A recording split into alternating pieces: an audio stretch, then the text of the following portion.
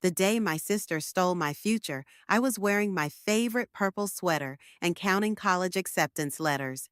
3 of them spread across my bed like winning lottery tickets. But by sunset, those dreams had turned to ash in my mouth. I'm Natasha, and I learned early that having a sister like Tabitha meant living life one step behind, always reaching for things she'd already claimed. Now, 13 years later, I'm standing in my Austin high-rise apartment, watching the city lights flicker to life while my laptop chimes with another successful project completion. Girl, you crushed it again. Ismael's voice carries through my AirPods. The client's practically throwing money at us. I smile, taking a sip of my carefully crafted pour-over coffee.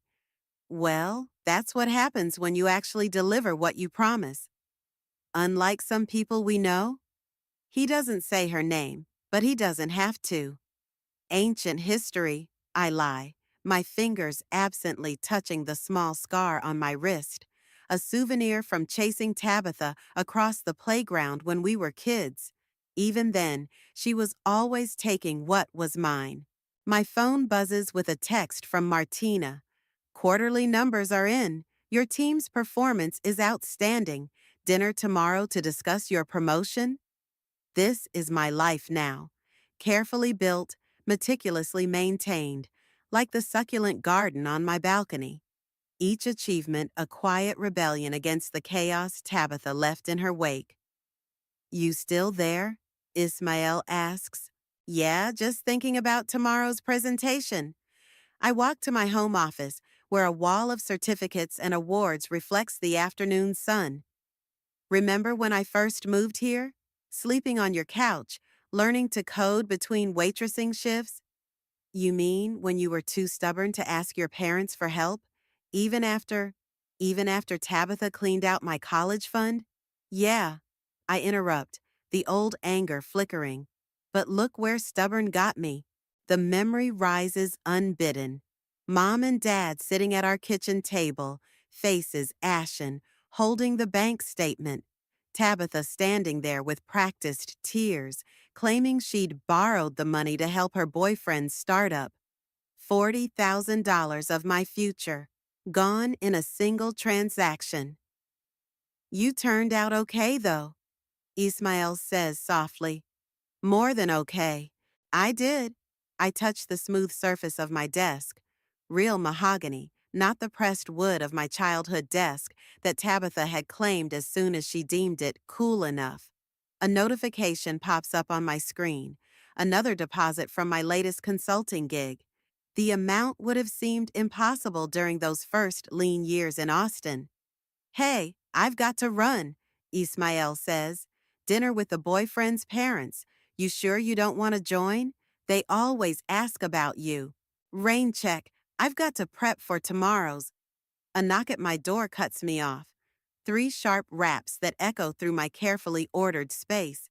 Someone's there? Ismael asks. Probably just a package. But something in my gut tightens. Talk tomorrow? After hanging up, I check my security camera feed. The hallway looks empty, but as I'm about to dismiss it as my imagination, another knock comes, more insistent this time. Through the peephole, I see her, older, thinner, but unmistakably Tabitha. Her designer clothes are wrinkled, her signature perfect hair now dull and limp. She's holding a beaten-up Louis Vuitton suitcase, the same one she bought with my money all those years ago. My hand hovers over the doorknob as memories flood back. Tabitha wearing my prom dress before my dance, claiming it looked better on her. Tabitha announcing her engagement at my graduation party. Tabitha, always Tabitha, taking and taking until I had nothing left to give. Another knock, softer this time. Natasha, please. I know you're home. Her voice carries the same manipulative tremor it had that day in the kitchen, the day she stole my future. But now there's something else in it. Desperation. I check my phone's calendar, noting tomorrow's presentation, the dinner with Martina, the carefully plotted steps of my life. Opening this door would be like inviting a hurricane into my sanctuary. Natasha, her voice breaks. I have nowhere else to go. My fingers trace the scar on my wrist again as an idea forms. Dangerous, tempting, perfect. For years I've imagined what I'd do if I ever had the chance to show Tabitha exactly what it feels like to be powerless, to depend on someone else's mercy. Now here she is, served up by karma on a silver platter. I smooth my blazer, check my reflection in the hallway mirror, and open the door. Tabitha's mascara-streaked face crumples with relief. Oh, thank God, she breathes. Little sister, I need your help. I smile, thinking of all the lessons I've learned since that day in the kitchen. About power, about patience, about revenge served at exactly the right temperature. Come in, I say, stepping aside. We have so much to catch up on. Tabitha's suitcase wheels left tiny scuff marks on my polished hardwood floors as she dragged it inside. I made a mental note to clean them later, along with whatever else my sister's presence would soil. Nice place, she said, her eyes scanning my apartment with the same calculating look she used to give my belongings before claiming them as her own. Very you. I moved to the kitchen, keeping the island between us. What happened to your place in Chicago? It's complicated. Tabitha sank onto my white leather couch, her designer clothes somehow managing to look both expensive and shabby. Jackson, he wasn't who I thought he was. Shocking. I poured 2 glasses of water, no ice for hers. The man you left your husband for turned out to be untrustworthy? He took everything, Nat. Her voice cracked. The money, the house, even my credit. I didn't know he was running a scheme until the FBI showed up. I set her water down on a coaster, deliberately far enough that she'd have to reach for it. And Mom and Dad? They're not speaking to me. She picked up the glass, her hands trembling. I tried, but after what happened with Jackson and then the investigation, they said they couldn't help anymore. Couldn't or wouldn't? Does it matter? Her eyes welled up. You're all I have left. I walked to my office and returned with a legal pad and pen. If you're staying here, we need to establish some ground rules. Rules? She blinked, tears forgotten. Nat, I'm your sister, not some. First, I interrupted, writing as I spoke, you'll need to find a job, any job. I don't care if it's brewing coffee or folding clothes, but I have a degree in. Second, you'll contribute to household expenses, rent, utilities, groceries, 30% of whatever you earn. 30%? Her voice rose. That's ridiculous. I don't have any. Third, I continued, you'll attend financial literacy classes. I'm signing you up tomorrow. Tabitha stood up, her old fire returning. I'm not some charity case you can reform, Natasha. I made some mistakes, but I'm still your older sister. No. I met her gaze. You're a guest in my home. These are my terms. Take them or find somewhere else to stay. She deflated, sinking back onto the couch. You've changed. Yes, I handed her the list. I had to. My phone buzzed. A text from Ismael. Everything okay? The guest room is through there, I said, pointing. Bathroom's attached. I have a presentation tomorrow morning, so I need to prep. Nat? Tabitha's voice was small. Thank you. I know I don't deserve. You're right. You don't. I turned toward my office. There are clean towels in the bathroom. Don't use my skincare products. Later that night, after I heard Tabitha's shower run and stop, after the guest room door clicked shut, I called Ismael. She's actually there? He whispered. What are you going to do? I watched the city lights through my window, thinking of the day Tabitha had taken my college fund, how she'd cried and promised to pay it back, how she'd moved to Chicago 2 weeks later with my future in her bank account. Remember that project management framework I developed? I said. The one that turned the failing startup around? The accountability matrix? Yeah, it was brilliant. I'm going to use it on her. I smiled in the darkness. Every task, every penny, every decision tracked and measured. By the time I'm done, she'll understand exactly what it means to build something from nothing. That's kind of evil. He paused. I love it. It's not evil, I said, watching a shooting star streak across the sky. It's education, something she should have gotten years ago.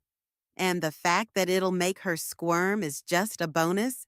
A significant bonus. I heard movement in the guest room. I should go. Presentation tomorrow. Hey, Nat. Ismael's voice softened. Be careful, okay? Don't let this become, you know, become what? Something that hurts you more than her. I ended the call and opened my laptop, creating a new spreadsheet. Column headers, date, task, completion status, financial impact.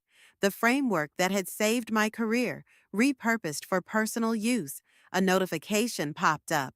An email from Martina about tomorrow's dinner. Subject line, your future awaits.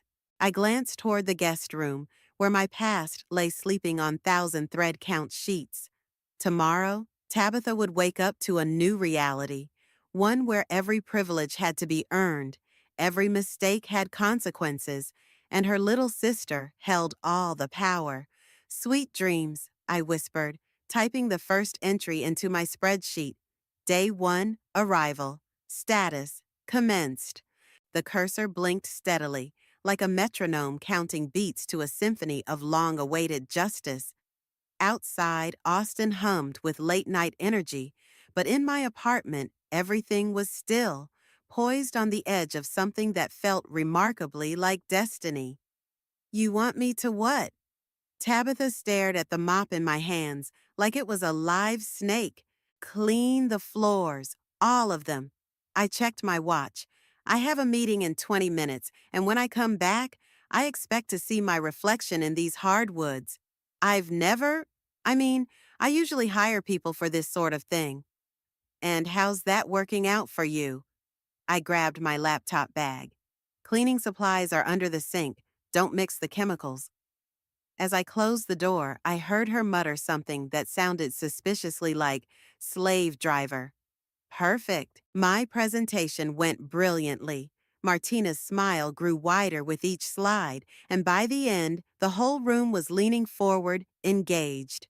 Exceptional work, Martina said afterward, walking me to her office. The promotion is yours if you want it, though I have to ask. You seem different today, more focused. I thought of Tabitha on her hands and knees, finally learning what real work felt like.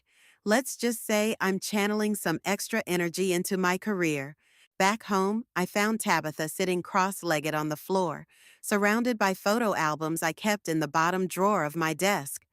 I told you to clean, not snoop. I set down my bag harder than necessary.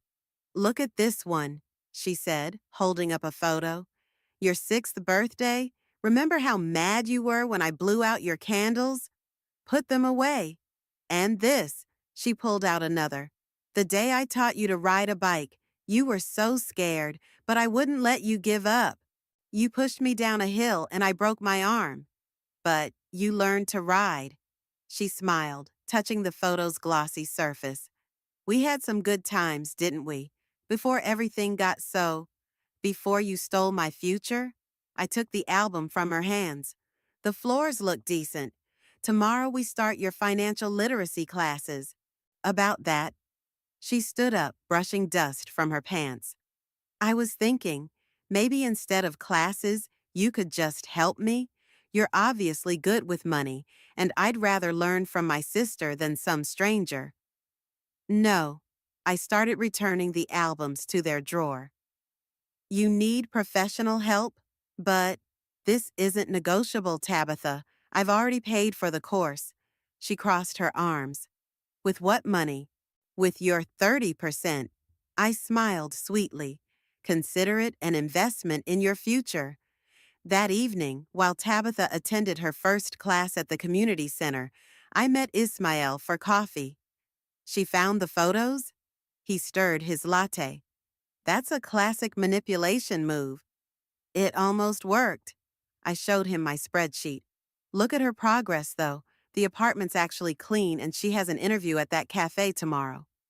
You're enjoying this way too much. Maybe. I sipped my Americano. But you should have seen her face when I made her scrub the baseboards. My phone buzzed. A text from Tabitha. Class is interesting. Teacher says I should start by tracking every penny I spend. Already learned I waste too much on coffee. Coming home soon. Huh. I showed Ismael the message. Maybe she's actually trying. Or maybe she's playing you. Again. He leaned forward. What's your end game here, Nat?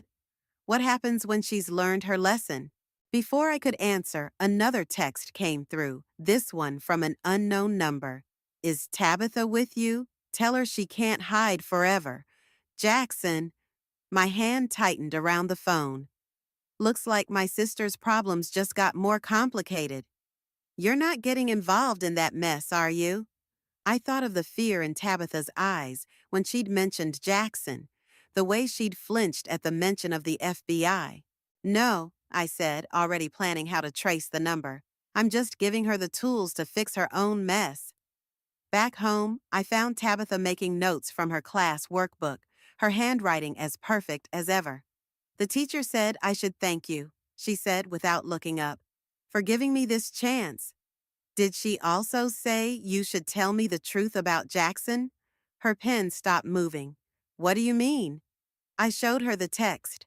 She went pale. He's not supposed to know where I am. What did he really do, Tabitha? She closed her workbook, her hands shaking. You don't want to know. Actually, I do. I sat across from her. Because whatever it is followed you here, to my home. And I didn't build this life just to have you destroy it again. Tears filled her eyes. Real ones this time, not the calculated drops she'd used to manipulate our parents. He didn't just take my money, she whispered. He took everything, and if he finds me... She looked up, and for the first time since we were kids, I saw my sister instead of my rival. I'm scared, Nat, really scared. I thought of my spreadsheet, my careful plans for revenge. None of them had accounted for this, the possibility that Tabitha might need more than just a lesson in humility. Start from the beginning, I said, opening my laptop. And this time, don't leave anything out. So he wasn't just running a Ponzi scheme, I said, staring at the documents spread across my dining table. He was laundering money for actual criminals. Tabitha nodded, hugging her knees to her chest. I didn't know at first. He was so charming, said all the right things. By the time I figured it out, you were already implicated. I picked up a bank statement. Because you signed these. He said they were investment papers. Her voice cracked. I trusted him. Like how Mom and Dad trusted you with my college fund? The words hung in the air between us. Tabitha flinched. That's different, she whispered. I was going to pay it back. With what? Jackson's dirty money? I stood up, needing space. You know what the difference is between you and me, Tabitha? I learned from my mistakes. You just kept making bigger ones. My phone buzzed. Another text from Jackson. Tell her the FBI's closing in. She can run with me or take the fall alone. He's lying, Tabitha said, reading over my shoulder. The FBI already cleared me. I cooperated, told them everything I knew. Then why is he still after you? She went to the window, wrapping her arms around herself. Because I know where he hid the real money, the accounts the FBI didn't find. I sat back down hard. And you didn't tell them? It was my insurance policy. She turned to face me. In case he came after me. Jesus, Tabitha. I rubbed my temples. You're still playing angles, aren't you? Even now? I'm trying to survive. She slammed her hand on the table. You think your little rehabilitation program is going to fix everything? Make me a better person? Some of us can't afford to be perfect, Natasha. Perfect? I laughed, bitter and sharp. You think this is about being perfect? I worked 3 jobs to put myself through school after you took my money. I lived on ramen and coffee while you were buying designer bags with stolen cash. I know I messed up. She grabbed her class workbook, throwing it at me. Look, I'm doing everything you asked. I'm learning about budgets and credit scores and compound interest. I took that stupid barista job. What else do you want from me? I want you to grow up. I stood, matching her anger. I want you to stop acting like life is some game where you can cheat your way to the top. Like you're so much better? She stepped closer. With your spreadsheets tracking my every move, your little revenge fantasy of making me scrub floors, you're enjoying this. You're damn right I am. The words exploded out of me, because for once in your life, you're facing consequences. A knock at the door froze us both. Ms. Robertson? A male voice called. FBI, we'd like to speak with you. Tabitha's face went white.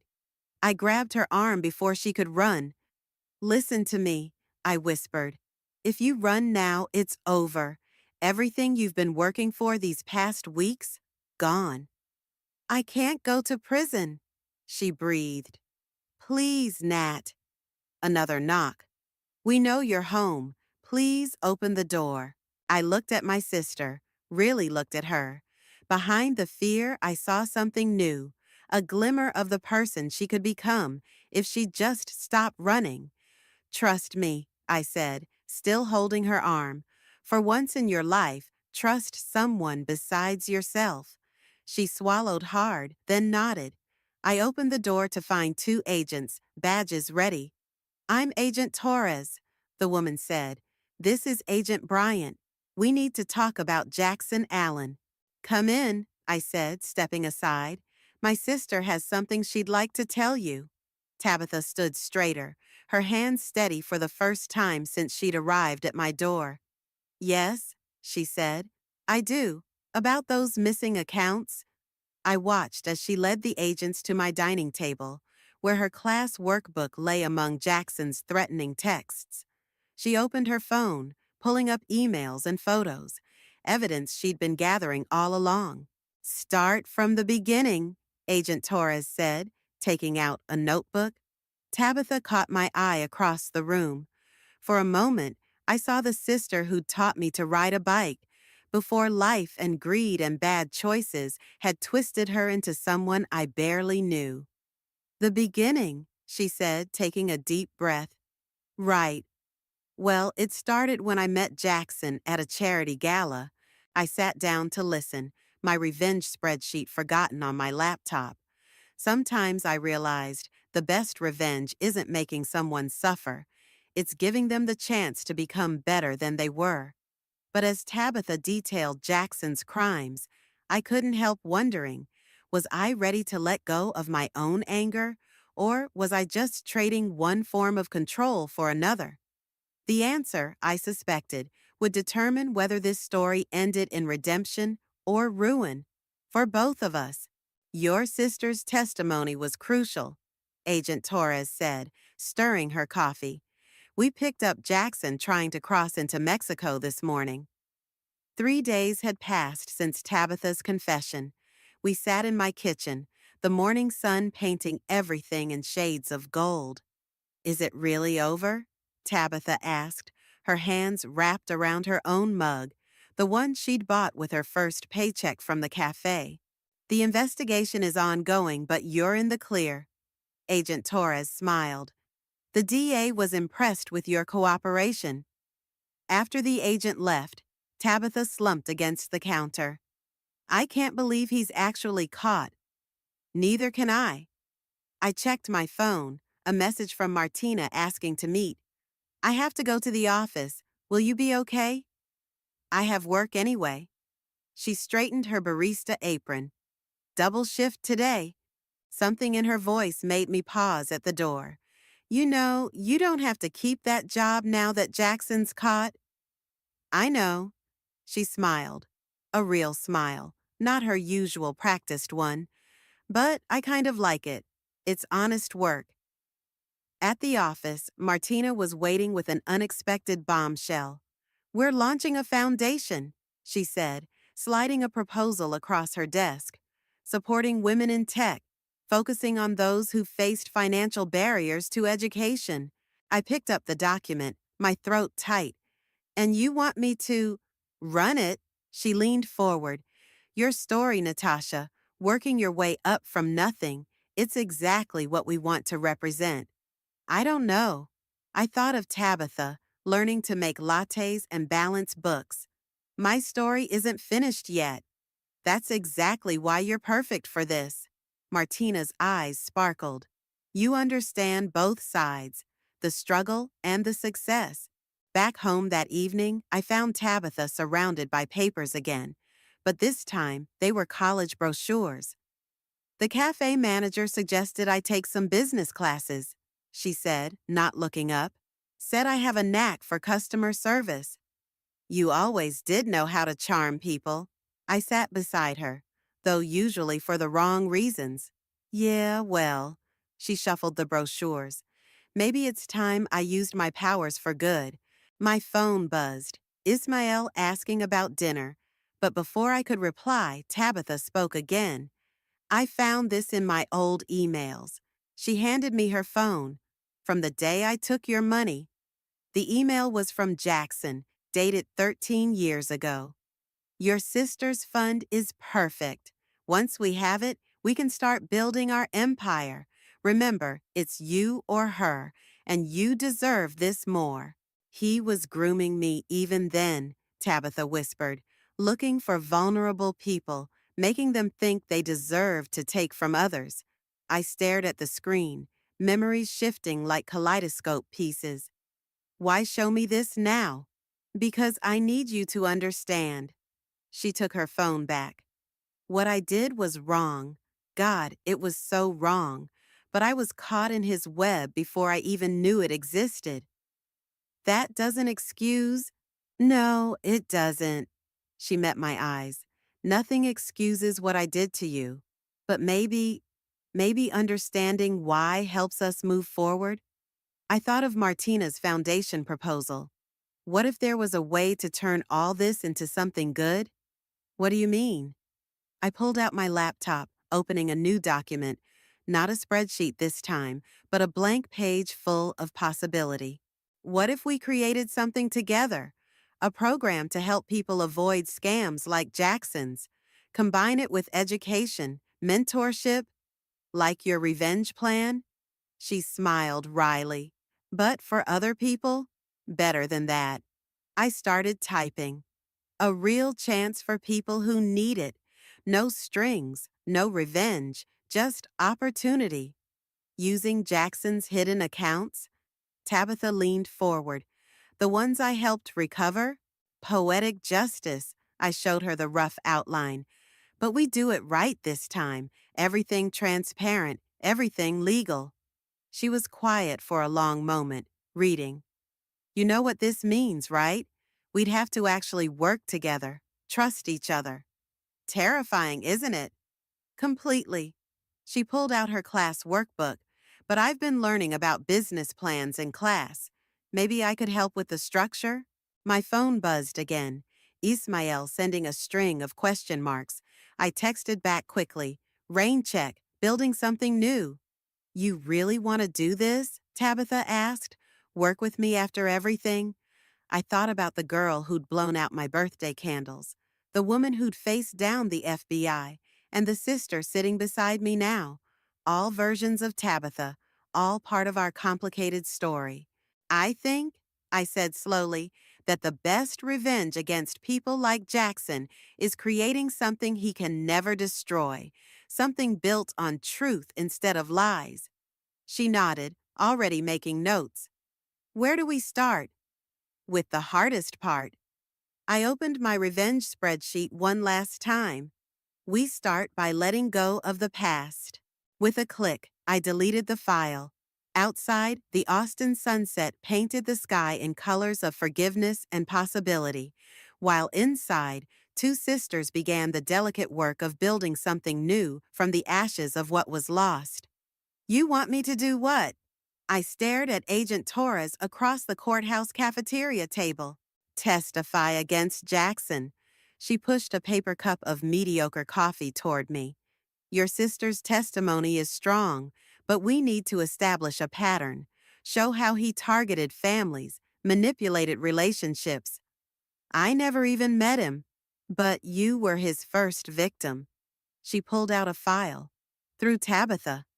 Beside me, Tabitha flinched. We'd taken the morning off, her from the cafe, me from the office, to meet with the prosecution team. There's something else, Agent Torres said, lowering her voice.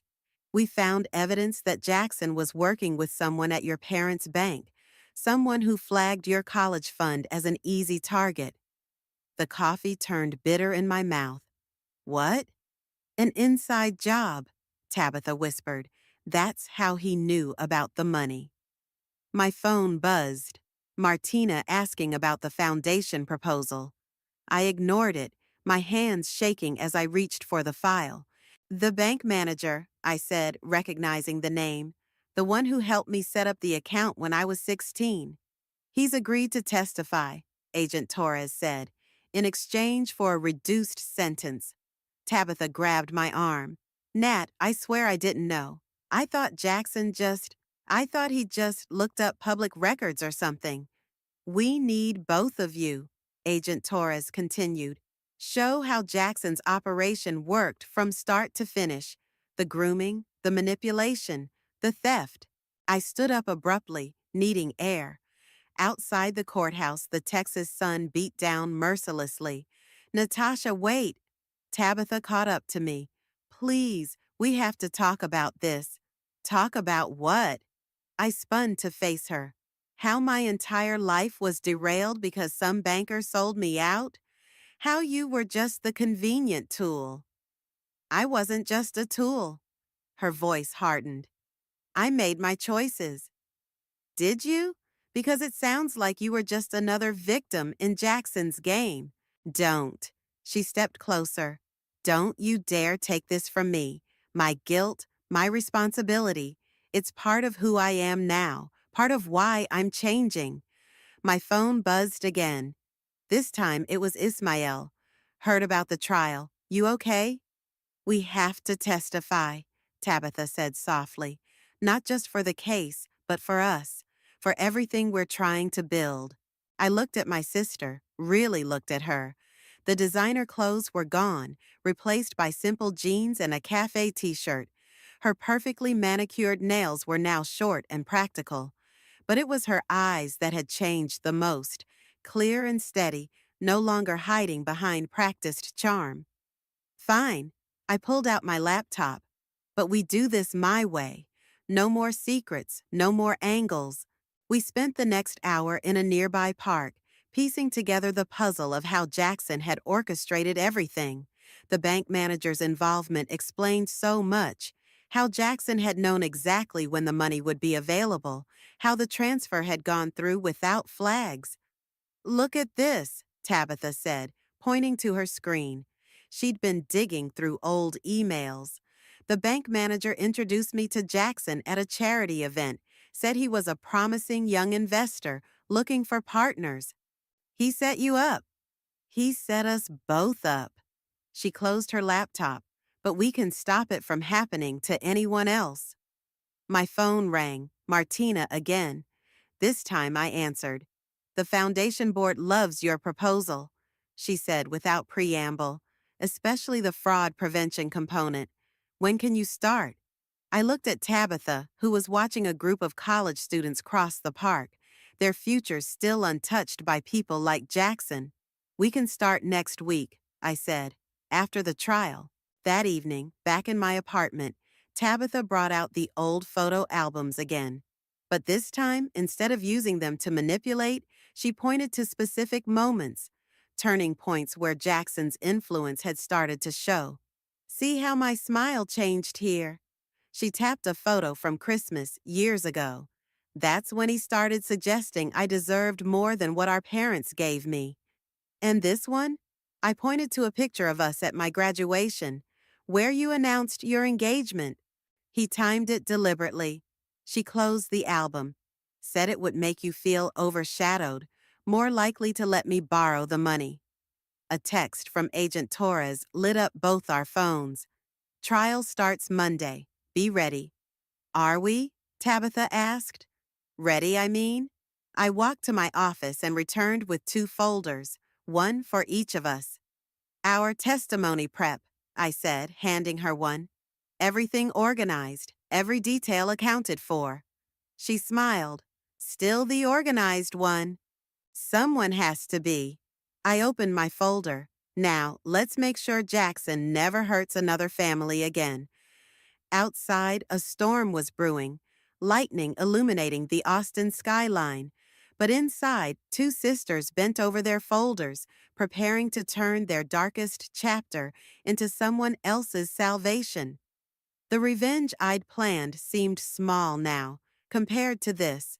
The chance to transform our story into a shield for others, a warning light in the darkness Jackson had created. The courtroom fell silent as Jackson walked in, his designer suit replaced by prison orange. He looked smaller somehow, less magnetic without his carefully crafted facade. Don't look at him, Tabitha whispered beside me. He's trying to catch our eyes. I kept my gaze forward as the proceedings began. The prosecutor laid out the case methodically. The long history of fraud, the manipulated families, the destroyed lives. When she called Tabitha to testify, my sister squeezed my hand before standing. Ms. Robertson, the prosecutor began, please tell us how you met Mr. Allen. Tabitha's voice stayed steady as she described that first meeting, the careful grooming, the slow erosion of her moral compass. She didn't flinch when she talked about my college fund, though her hands gripped the witness stand until her knuckles went white. And the money? The prosecutor asked. What happened to it? It went into an account in the Caymans. Tabitha looked directly at Jackson for the first time. Along with money from 12 other families. I have the account numbers. Jackson's lawyer stood. Objection. My client was not responsible for Ms. Robertson's independent actions. Overruled, the judge said. Continue. When it was my turn to testify, I felt Jackson's eyes on me like a physical weight. Tell us about the day you discovered your college fund was gone, the prosecutor said. I was holding acceptance letters. The memory was razor sharp. 3 universities had said yes. I went to withdraw the application fees, but the account was empty. And how did this affect your life? I glanced at Tabitha, then back to the prosecutor.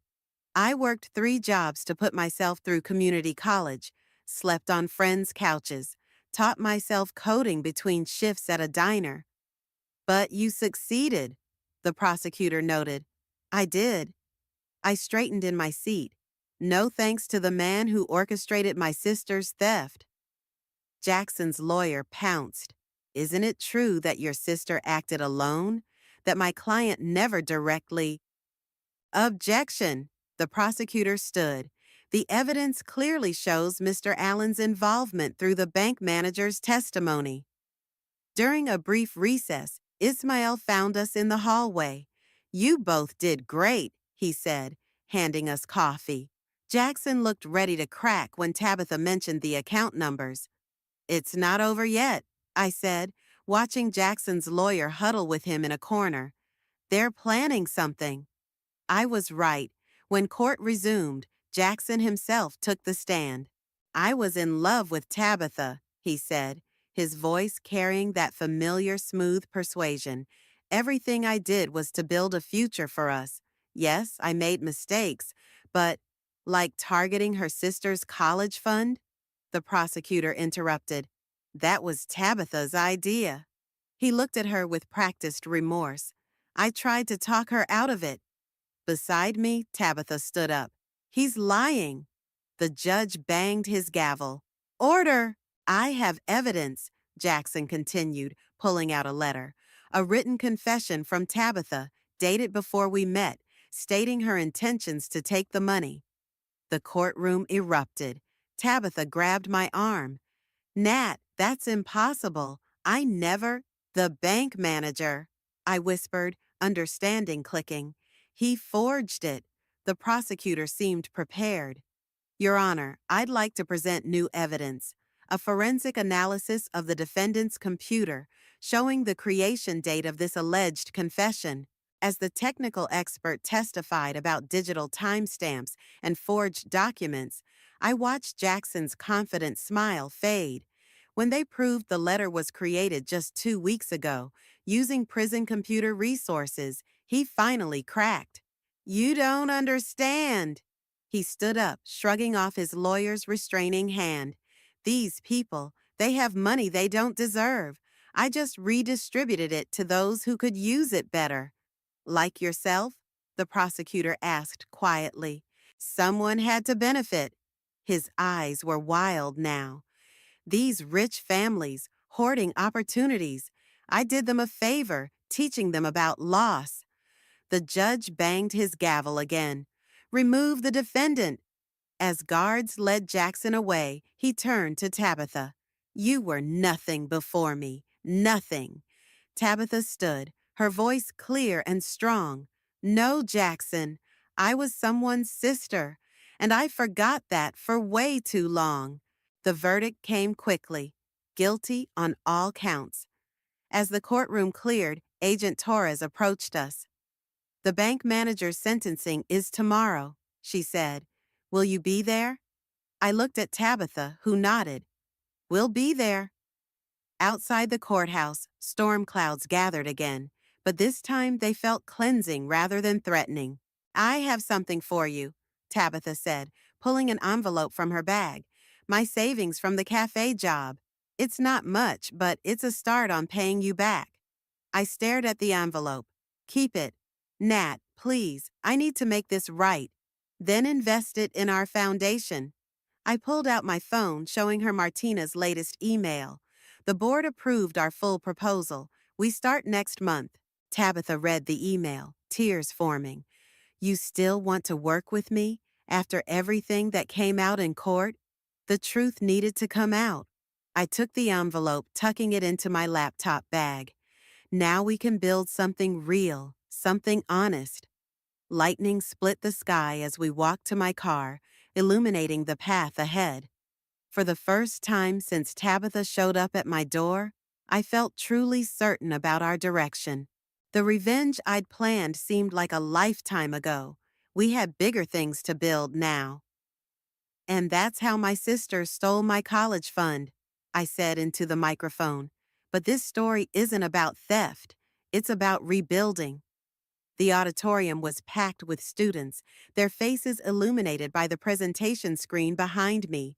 Our foundation's first major event, a seminar on financial fraud prevention at the same community college where I'd started my journey.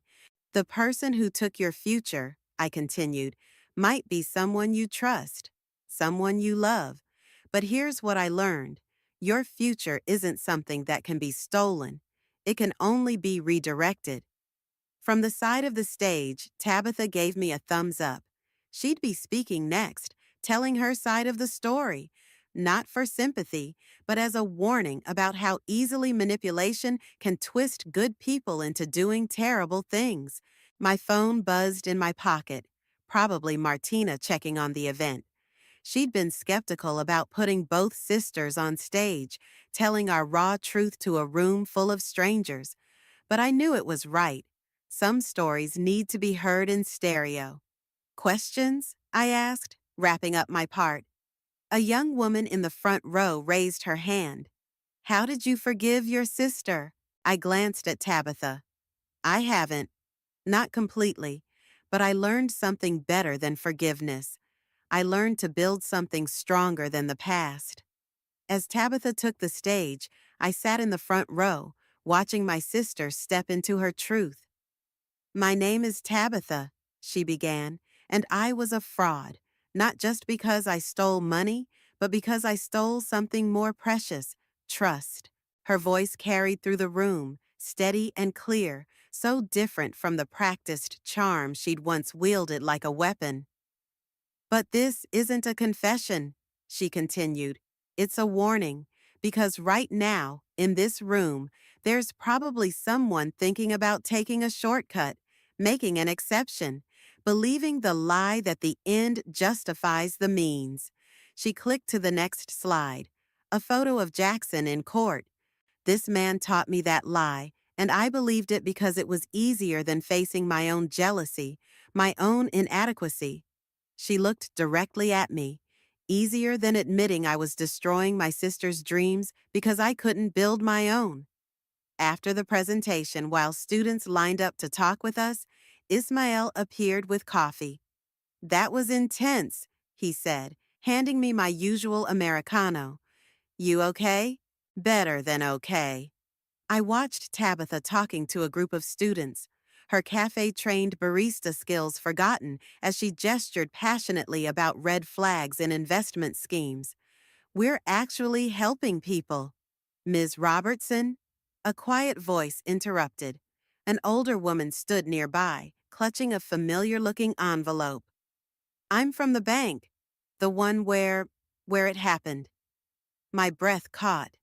"Yes? The new management wanted you to have this." She handed me the envelope. "It's not just restitution for your stolen funds. It's seed money for your foundation's scholarship program." Inside was a check with enough zeros to fund several students' educations. But it was the note attached that made my hands shake. Because some debts can never be repaid. They can only be paid forward. "Nat?" Tabitha had finished with her students. "What's that?" I showed her the check. Her eyes widened. That's more than what I took." "It's not about the money anymore." I tucked the check away. "It's about what we do with it." Later that evening in my apartment, Tabitha and I sat surrounded by scholarship applications, stories of other young people facing their own crossroads. "Look at this one," she said, passing me a file. "Single mom, working 2 jobs, teaching herself coding between shifts. Remind you of anyone?" "Yeah," I smiled. "Someone who needed a chance." My phone buzzed, a text from Agent Torres. "Jackson took a plea deal. No parole chance for 15 years. Thought you'd want to know." "It's really over," Tabitha said, reading over my shoulder. "No." I picked up another application. "It's really beginning." Outside, the Austin skyline glittered with possibility.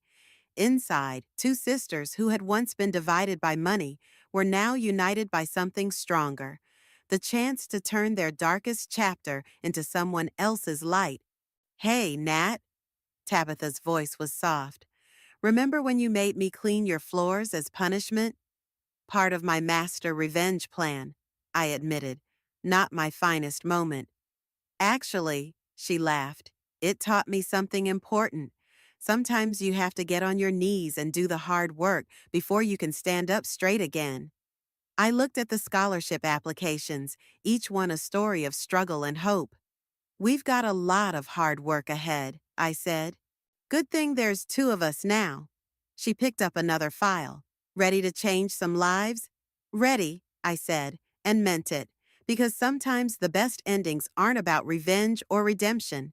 Sometimes they're about taking the broken pieces of your past and using them to build bridges to someone else's future. That's not just justice, that's transformation.